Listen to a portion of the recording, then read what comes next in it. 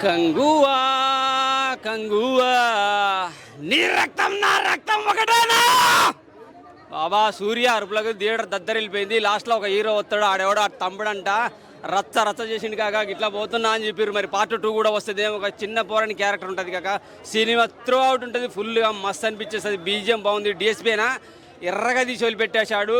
1070 and 2024 రెండు రకాల అంటే రెండు జనరేషన్లు చూపిస్తారనమాట. మస్తు అనిపిస్తుంది. టోటల్గా ఇది అడవి ప్రాంతానికి సంబంధించి అడవి జాతులకు సంబంధించింది కాదు. ఒక 4-5 కోణాలు చూపిస్తారు. ఆ కోణాలలో ఎవరు ఉంటారు, వాళ్ళ బతుకు జీవన విధానం ఎలా ఉంటుంది, వాళ్ళని ఎవరు దోసుకుంటున్నారని కొన్ని సన్నివేశాలు చూపిస్తారు. సముద్ర సన్నివేశాలు అయితే హైలైట్గా ఉంటుంది. ఒకటి ఫైట్ ఉంటుంది బాబాయ్. ఏంటంటే అది మొసలితోటి జై బాలయ్య సౌండ్ రీసౌండ్ అనమాట. జై బాలయ్య లాగా బాలయ్య ఏమైనా చేయాలంటే బాలయ్య బాబా కదా, జై బాలయ్య సౌండ్ వస్తుంది అనమాట థియేటర్లో. అంత బాగా అనిపించింది మొసలితో చేసే సన్నివేశము. ఆ పోరాడు ముందు వరకు ఎడుతూ ఉంటాడు, మొసలి మధ్యలో వెనక సూర్య రచ్చ రచ్చ అనమాట. సూపర్గా అనిపించేసింది. ఫస్ట్ హాఫ్ మొత్తం కొంచెం స్లోగా ఉంది. హీరోయిన్ దిశ పటాని ఉండటం వల్ల కొంచెం గ్లామరస్ వస్తుందేమో సినిమాకి అనుకున్నాం. కానీ సినిమాలో దిశ పటాన్ని ఉన్నా ఒకటే లేకున్నా ఒకటే జస్ట్ ఒక ఫస్ట్ హాఫ్లో ఉంటుంది. కానీ పెద్ద హైప్ అయితే సినిమాకు ఫస్ట్ హాఫ్ అయితే పెద్ద హైప్ కాదు. అలాగే శివయ్య ఏం తీసినావు కాక, చంద్రవంక అన్నావు, ఫుల్ మూన్ చూపించావు. చంద్రవంక అంటే సగం ఉంటుంది, ఆడ ఫుల్ సందమామాగని చూపించిన ఒక లేడీ చెప్తుంది కదా చంద్రవంక మనకి ఎలుగునిస్తుంది అనేదో. ఆడ ఫుల్ మూన్ కనపడుతున్నది ఎందుకు? మరి ఏం చేస్తున్నావు? ఇంత పెద్ద సినిమా తీసుకొని 500 కోట్లతోటి బాహుబలి లాంటి సన్నివేశాలు కనపడుతున్నాయి, బాహుబలి లాంటి డైలాగులు కనపడుతున్నాయి. నాతో వచ్చేదెవరు, నాతో సచ్చేదెవరు అన్నట్టుగా ఏంది కాపీ కొడుతున్నావా ఏంది అనిపిస్తుంది ఒక్కొక్కసారి. కానీ సినిమా మాత్రం సూపర్గా ఉన్నది.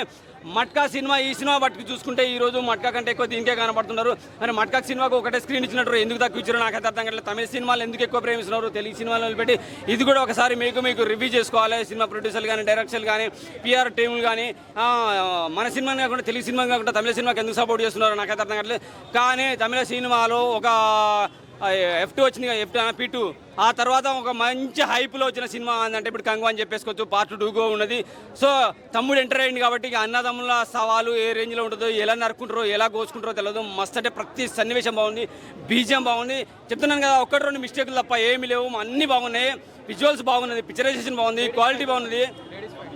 లేడీస్ ఫైట్స్ కూడా చాలా మంది నిజంగా. అప్పుడైతే 15 మందిని 25 మందిని లేడీస్ చంపే సన్నివేశాలు అంటే కాక రచ్చ రచ్చ. నిజంగా ఆడ పులి నిజంగా చెప్తున్నానుగా ఒక ధైర్యాన్ని ఇచ్చుడు. నేను చాలాసార్లు చెప్తున్నా, మగాడి ప్రేమకు అండ్ ధైర్యానికి మాత్రమే మీరు లొంగండి. వాడికి దాసోహం అవ్వండి, వాడి జాలికి వాడి కరుణకి కాదు. మగాడిచ్చే ధైర్యానికి ప్రేమకు మాత్రమే మీరు లొంగాలి. ఆ ధైర్యమే మీకు బలం అవుతుంది. అఫ్కోర్స్ మీకు తెలియని విషయం ఏంటంటే లేడీస్కి మీరే గొప్ప బలవంతులు, మీరే ధైర్యవంతులు, మీరే మెంటల్గా కానీ ఫిజికల్గా కానీ చాలా స్ట్రాంగ్గా ఉంటారు. ఆ సన్నివేశాలు ఈ సినిమాలో చూపించారు. వాళ్ళకి ఇచ్చే హైప్ అయితే సూపర్గా అనిపించేసింది లేడీస్కు. వీళ్ళు గుర్తు చేసుకుంటారు అంటారు అనమాట. కంగువకు ఒక సౌండ్ ఇచ్చేస్తూ ఉంటారు, అడవి జాతి వాళ్ళుగా కంగువకు ఒక సౌండ్ ఇస్తారు, మళ్ళీ తన ఒక రిప్లైగా ఒక సౌండ్ ఇస్తాడు. ఆ సౌండ్ బట్టి వాళ్ళు అర్థం చేసుకొని నరుక్కుంటూ పోతూ ఉంటారు. కానీ సూపర్గా అనిపించేస్తుంది కంగువా సినిమా. భయ 4+ ఇస్తాను, చాలా బాగుంది. ప్రతి సన్నివేశం బాగా అనిపిస్తుంది. ఫస్ట్ హాఫ్ తప్ప సెకండ్ హాఫ్ అయితే దద్దరిల్లిపోద్ది. తమ్ముడు వచ్చేసి ఇంకా ఏం చేస్తాడు పార్ట్ 2లో, అన్న కూర్చోబడుతుందో తమ్ముడు కూర్చోబడుతుందో. Super heroine.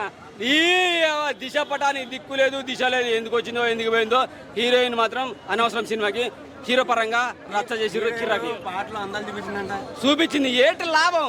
అడవి జాతికి సంబంధించిన సినిమాలు చూసినప్పుడు అమ్మాయిల అందాలు కావాలా, అమ్మాయిల పౌరుషం కావాలి, అమ్మాయిల ఆవేశం కావాలి, అమ్మాయిల ధైర్యం కావాలి, అమ్మాయిల ప్రేమ కావాలి. కానీ ఎక్స్పోజింగ్ ఎందుకు కాక సినిమా పరంగా కంగువా ప్రొడ్యూసర్ ఎవరైతే ఉన్నారో చల్లని కండువ కప్పుకొని హ్యాపీగా నిద్రపో కాక, నీ పైసలు నీకు వస్తాయి. 100 కోర్స్ ఖచ్చితంగా వచ్చేది బాబా. కిర్రాక్ ఉంది మూవీ. కండువా కండువా కండువా మళ్ళీ చెప్తున్నా. బాబిడియోల్ మళ్ళీ ఒక యానిమల్ తర్వాత బాబిడియోల్ మంచిగా ఒక పర్ఫెక్ట్ మూవీ పడ్డది అనమాట. ఆయన నిజంగా నేను సూర్య కోసం రాలే, బాబిడియోల్ పాత్ర ఎనిమల్ తర్వాత ఎలా ఉంటుందో అని వచ్చేసాను. మస్త్ అంటే మస్తు ఎర్రగా తీసుడు, చాలా బాగుంది. కానీ ఈ సినిమాలో చంపేశారు, ఉంటే బాగుంది. ఇంకా ఎందుకంటే పార్ట్ 2 కూడా ఉంది. అంటే ఇక తమ్మునికి అన్నకి పోటీ ఉన్నది కావచ్చు, అందుకనే కిర్రాక్ కాక మస్తు అనిపించేసింది. మనకు సూర్య సినిమా ఇంతకుముందు చూసినప్పుడు ఒక సౌండ్ వినపడదు సినిమా రోలాక్స్ అని.